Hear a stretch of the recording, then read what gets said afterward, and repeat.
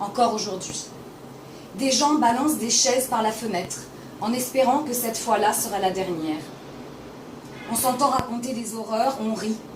On se meurt dans une douce quiétude parce que c'est juste pour jouer. On n'a plus peur de dire la vérité parce que ce n'est pas pour de vrai. La thérapie de Maren Signard est délicieusement dangereuse. Après la discussion, l'interprétation, on fait des arbres généalogiques, des listes de mots qui nous ont marqués, des triangles où apparaissent les bonnes et les mauvaises permissions. La thérapie de Maren ne plaît pas à tout le monde.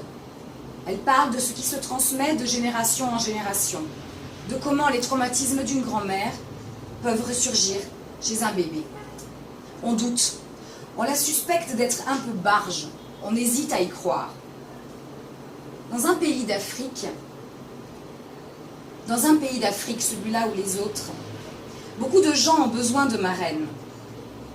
On se passe le numéro en secret, seulement aux gens en qui on a confiance, seulement aux éclopés que l'on aime vraiment, seulement à ceux qui sont ouverts d'esprit. Ces gens-là ne se connaissent pas, ni eux-mêmes, ni les autres. Ou alors pas comme ça, pas jusqu'au bout de cela, au bout du bout. Ces gens qui font marraine. Tu fais marraine, toi? On fait marraine. C'est drôle, on dit cela. Je fais marraine. C'est elle qui fait, bien sûr. Mais on ne dit jamais, je suis en thérapie, je vois une psy. On ne dit jamais cela lorsqu'on a la chance de connaître Maren Signard. De la voir tous les jours, de la voir tous les 15 jours, tous les mois, toutes les semaines. Et parfois, mais rarement, rassurez-vous, mais parfois, tous les jours. Annie va voir Maren pour se faire soigner. Elle cherche des coupables à ses malheurs. Elle cherche qui est responsable de ses souffrances.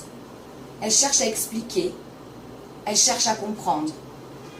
Maren aide Annie et les autres à voir ce qui est caché.